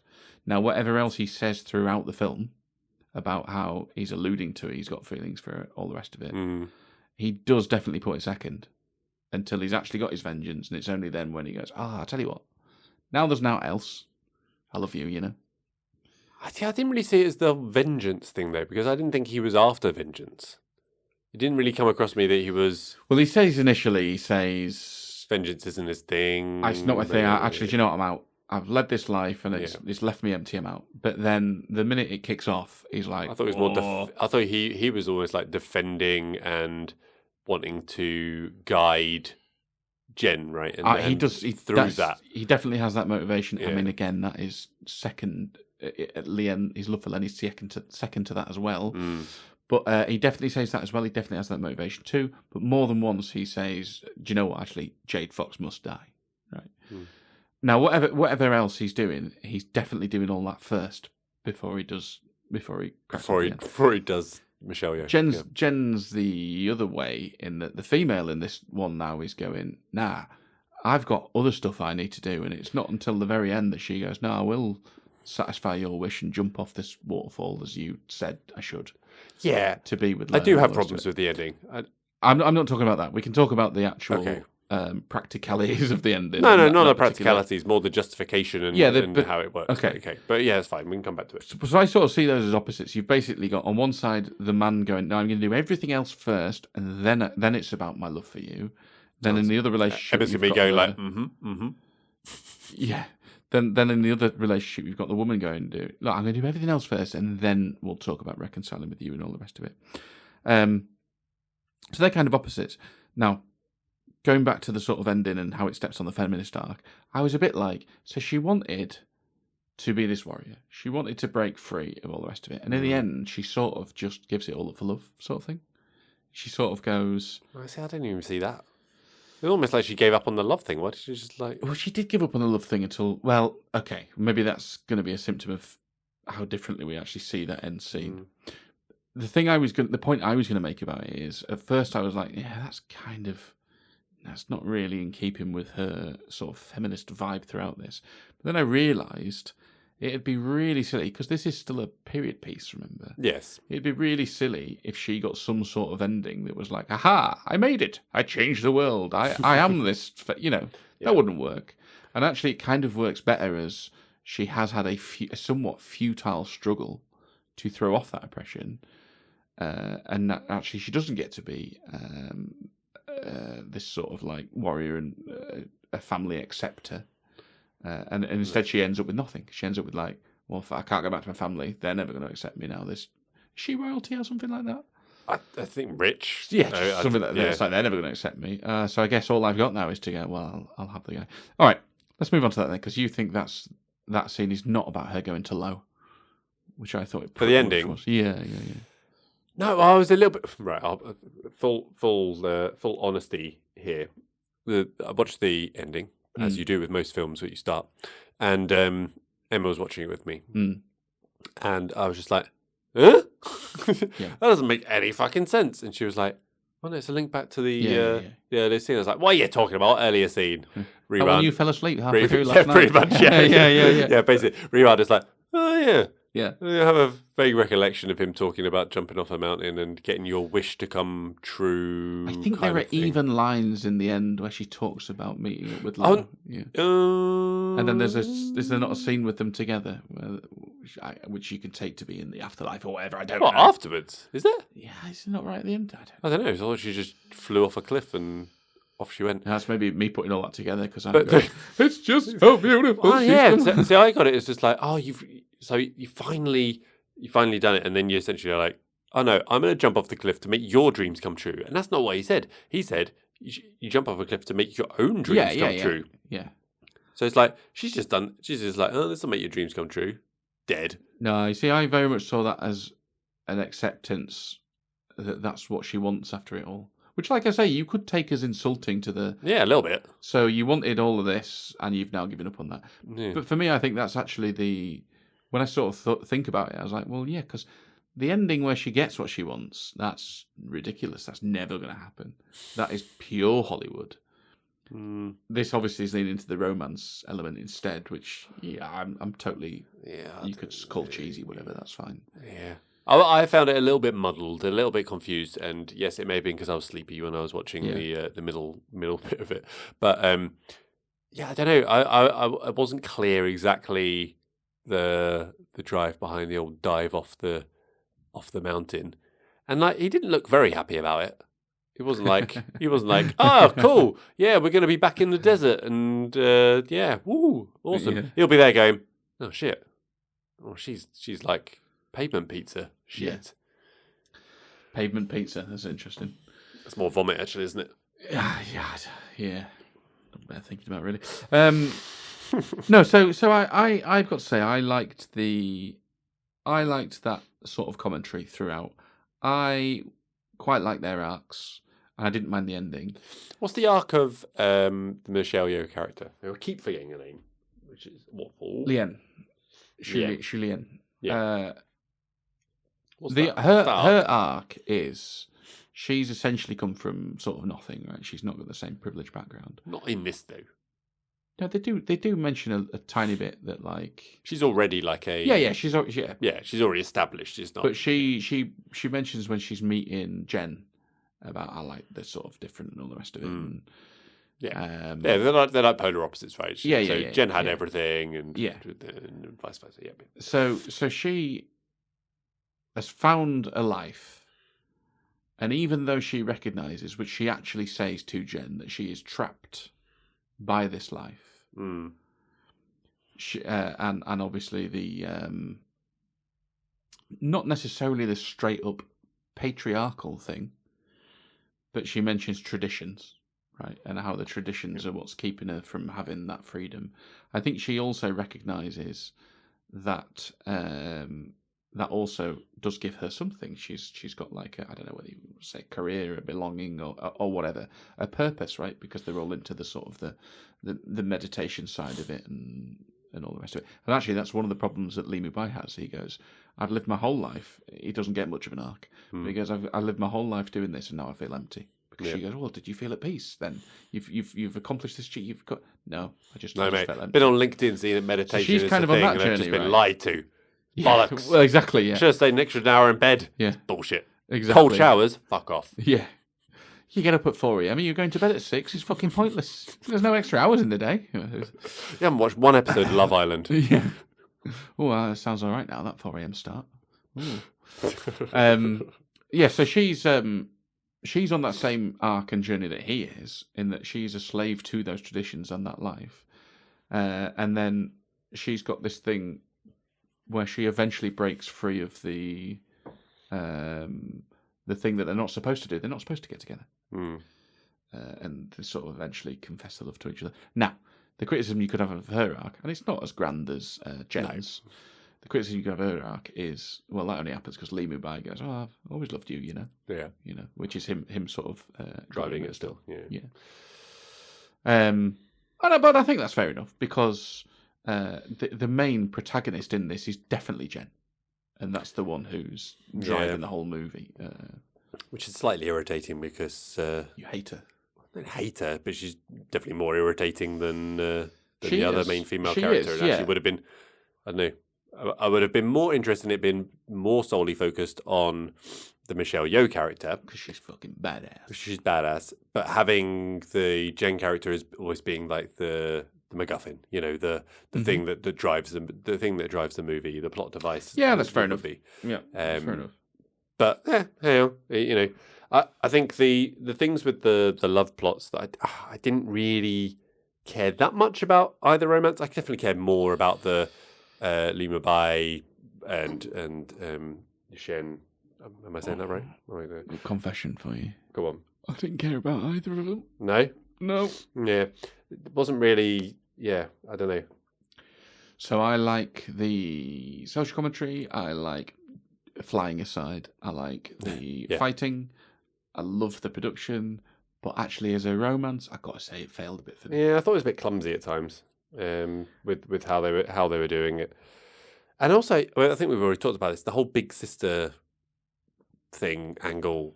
Yeah, was that just an acting problem? I don't know. It just seems a bit weird. Like, where was that coming from all of a sudden? They seem to like spring out of nowhere and then be... Well, I feel like that's because she had an idol that she didn't have in Jade Fox because she realised Jade Fox was fucking useless. Yeah. Right. So I get, from a plot point of view, I get that. I think that makes sense. I agree, though, a couple of those exchanges, we called it at the beginning, a couple of those exchanges, like, oh, really? Yeah. But no, I've got to say, as a romance, it did fail for me, which is maybe why the middle section drags so much. Yeah, I mean, I thought there were parts of the middle bit which piqued my interest. I actually did think that the bit where they were in the cave bit together and like she's taking the Bartleys off singing and stuff. Sure. Anyway. Yeah. Fucking Dinah Thursday, like Jesus. I thought that bit was a little bit more interesting, but yeah, generally it was a little bit. Didn't really care that much. No. How much of this is a language thing, though? I mean, this is a question I was asking myself. I don't know. It's just difficult, and it's not just that you're not hearing the words. It's like the intonation's all different. It's a completely different language to ours. It's not like a European one where you can still recognise intonation. And it's not a romantic language, is that what you're saying? Well, I mean, technically, it's not a romance language. Yeah. Who made that definition? I would it's got say the Italians written all over it. Oh, the French. Yeah, the French. Yeah. So I don't think I've got much else to say about the plot. So basically, we agree on the plot as well. Awesome. I think where the strengths and weaknesses of it lies, I think we largely do agree on the plot as well. Yeah. Well, this is ruined. I have to find another episode 16. It's completely done in the format of the podcast. Goddamn. Changes. I think we've pretty much covered the changes that you probably want. Make the middle third a bit more interesting. I think so. Well, I don't know how though. No. Shorter. Yeah. Yeah. I mean, it's quite a long flashback. Basically, what it amounts to, isn't it? Some of that, because and then I wrote down, it's like, well, does it just need another action scene in there? But that kind of then steps on that bit's supposed to be the romantic bit. So, is it just as simple as going to get a better actor? I don't know honestly, but yeah, for me, it's the middle section, and overall, the romance did kind of miss for me. I've got to say, and I think the ending for me, I don't know what I'd want it to do, but I don't mind it. I think there is some valid criticisms of it to be had. I didn't mind the ending. Fair enough.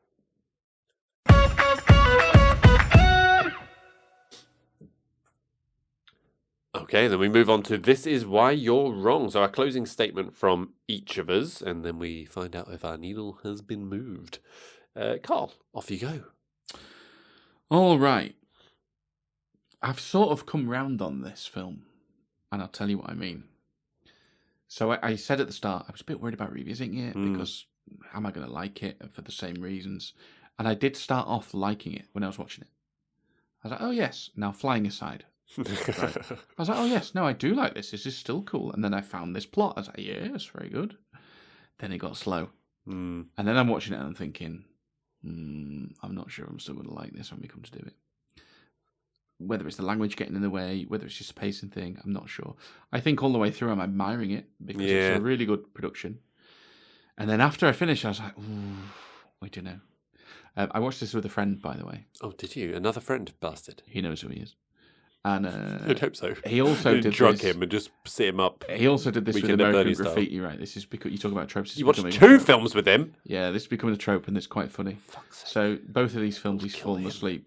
Oh, right, nice. For a good 20 minutes, right? How dare you. And then obviously the thing that goes with that is you're very tired and you're dozing in and out. So in both of these films, both American Graffiti and this one, he's gone, he's been very, not sure. It's like, are you not? Yeah. Like, you missed over 10% of the film. It's like, well, no, I don't think so. Yeah, it's all right. It's like, I'm not sure how qualified that opinion is at this stage. And do you know what? I hope this continues because it's very funny. Anyway, so I watched it. I'm coming off the end of it. I'm like, yeah, I'm not sure. And then, as the days have passed, I've been like, yeah, I quite like it. And I very much enjoyed talking about it. I think it's better than the amount I like it, if you know what I mean. It's a better film than perhaps I like it. Yeah. But I am going to stick with a like because I find some depth in the plot. I think it's a really well-made film. And yeah, I think some of the fight scenes are cool. It's funny, isn't it? Because essentially, we've largely agreed with each other throughout this. Yeah. It just comes down to actually the ultimate enjoyment of it. So a lot of the things, I'm going to be exactly parroting what you've just said. So admiring rather than enjoying, I think, is one of those. I can see this as a well-made film. I can see it's beautifully shot. I can see the choreography is great. I appreciated a lot of it. I enjoyed quite a lot of the choreography and the shots of it. But it's like the romance side of it didn't hit. No, I agree. The ending didn't really hit. And I was very sleepy as well, which probably didn't help, let's face it. I did enjoy the last hour that I watched the next day when I wasn't sleepy, much more than the previous hour, to be fair. So, maybe I'm not being fair, but, it's my fucking podcast. Fuck off. Yeah. Do what I like. Yeah. So I don't think my needle's been moved ultimately because I don't think anything's changed. Like, we've agreed with the same things. I still came out of it going, I mean, it's quite meh. It's one of those that I'll rate higher. Sound like you remember that. It's one of those that I'll rate high, but not like. It's one of those that I kind of appreciate it, but not really. It doesn't sound like you dislike it. I mean, know, you it's not really difficult, like isn't it? You might be ambivalent. I don't. I mean, it's I know, but I can't give. I feel like I've given you a few little wins recently, and I just don't. I'm just thinking about the Star. Do you remember the Star Wars episode? Yeah. When I said because, and then whatever I said then, I can't remember that. But I remember the next bit was, and the definition of the actual word. Ambivalent. I said I was ambivalent. Yeah, that's what I said.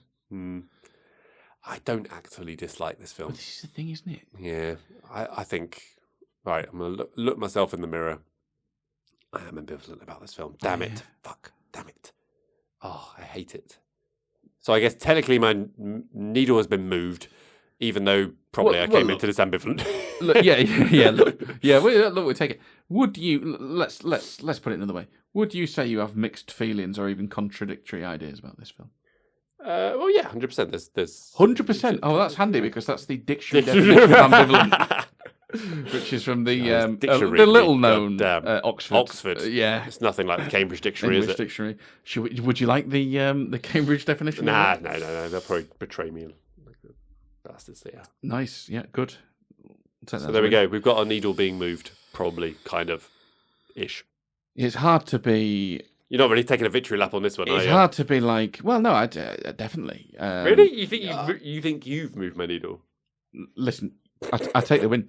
I think it's hard to be. You're talking about you're admitting to having your needle moved. I think it's hard to be so firm about moving to ambivalent. Yeah, the very nature of the word, isn't it? Really, the best way of describing it is: do I just? No, I probably don't dislike it. Oh fuck, I'm ambivalent. Yeah. Good, like it. Okay, we'll finish things off with the data section. So, as we normally do, start with some ratings and a bit of awards, nominations and wins. So this did win 4 Oscars in the 2001 Oscars. Do you know what it won? Off the top of your head? Or the Oscars, it didn't win Best Picture. No, but it is in a foreign language, so it's... Yeah, best foreign language film. Did it win Best Adapted Screenplay? It was nominated. Yeah. But it lost out to, I don't know, I'm going to down. Soundtrack? Did it get soundtrack? Yep, got the score, best score. Yep. It must get like editing or whatever. No, cinematography. Yeah, okay, yeah, cinematography. Right, yeah. And then art direction. No idea, but sounds about directing right. the art. Yeah, love art, mate. Yeah. It was also nominated for picture, director, adapted screenplay, and some others, but it lost out to Traffic for director Steven Soderbergh. No, that's not the film. Not Crash. Yeah. I think I did the same thing. Yeah. I was like, oh, fucking Crash. Oh, wait, no, Traffic. That's a different film. Christ. Okay, right, fine. And Gladiator for Best Picture. Fair enough.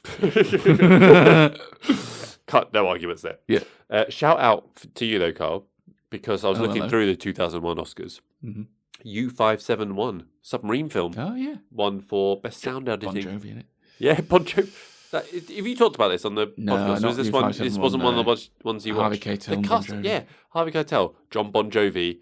Oh, who else was in it? Someone else weird that you're just like, oh, really? Oh, okay. Yeah. Oh, bollocks. Is Adam Goldberg in that one as well? Don't know about that. Right. Here you go. We've got a bit of live Googling. We love this stuff. This is a movie the needle. Matthew McConaughey and Bill Paxton. Oh, Matthew McConaughey, yeah, of course. Yeah, it's just like, you put those cast together. I'm just like... He was still well in his rom-com phase then. Yeah, I know. Matthew McConaughey, Bill Paxton, Harvey Keitel, John Bon Jovi. It's like, all right. Amazing.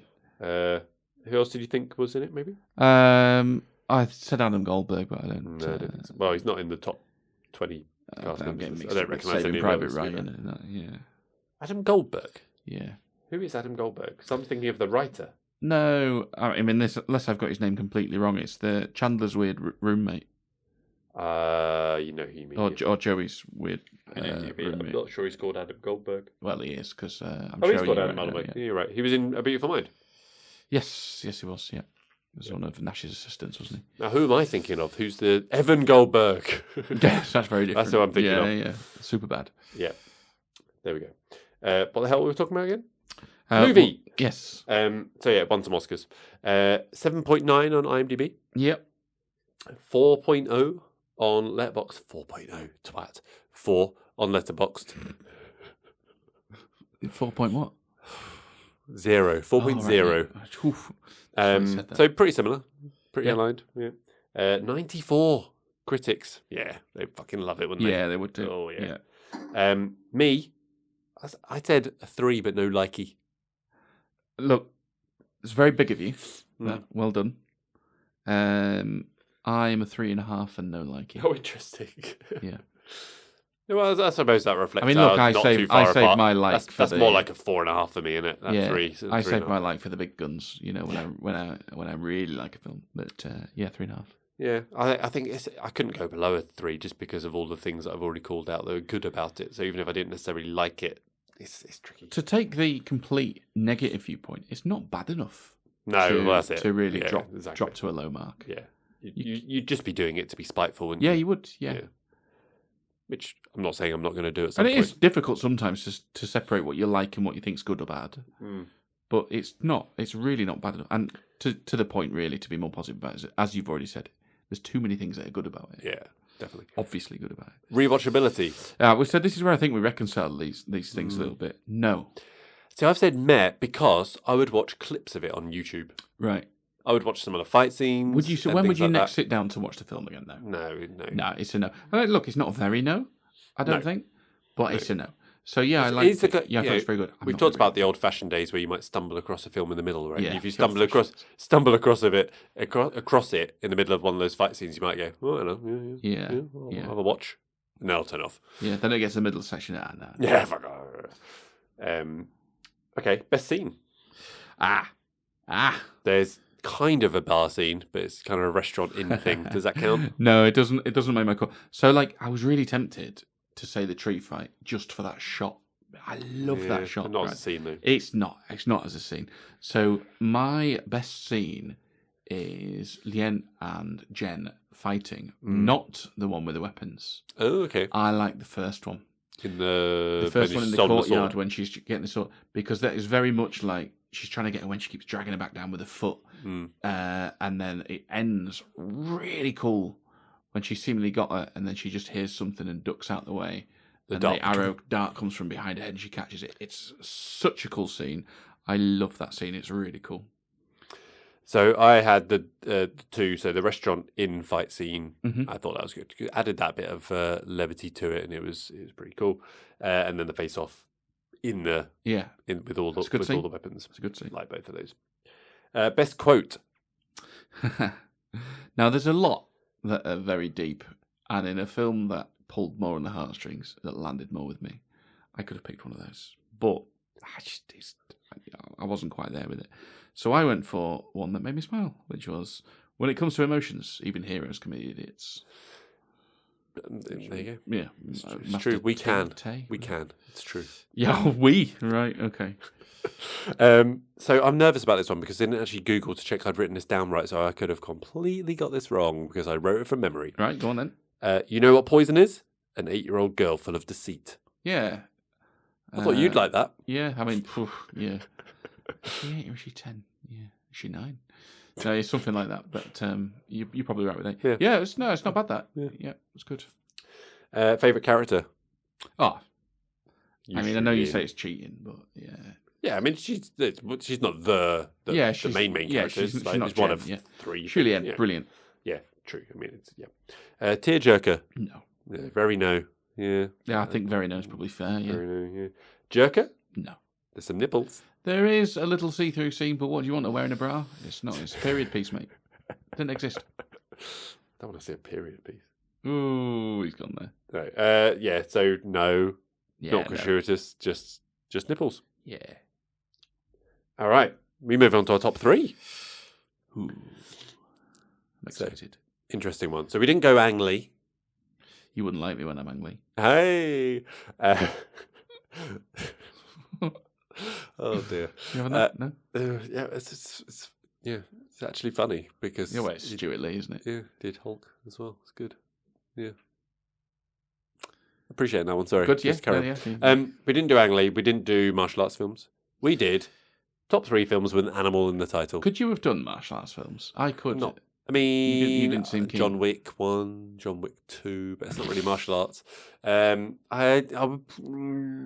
might have struggled. Oh, I could have done a lot of those. Anyway, go on. Just off the top of your head, go. Top of my head, I've got a real soft spot for kickboxer, Jean-Claude Van Damme. Okay, yeah. Enter the Dragon. Uh-huh. Absolute classic. Bruce Lee. Yeah, no, I'm not seen it. Oh, right, okay. You've heard of it, though. Oh, yeah. Fuck, I've not seen it. No. I mean, a cop-out one would be another Van Damme one in Bloodsport, but that's essentially kickboxer again. A lot of people prefer Bloodsport. I'm a kickboxer guy. There are 2 types of people in this world. Yeah. Well, you can like both. I mean, I do like both. Okay, fine. There's 3 types of people in this world. Jesus. Yeah. I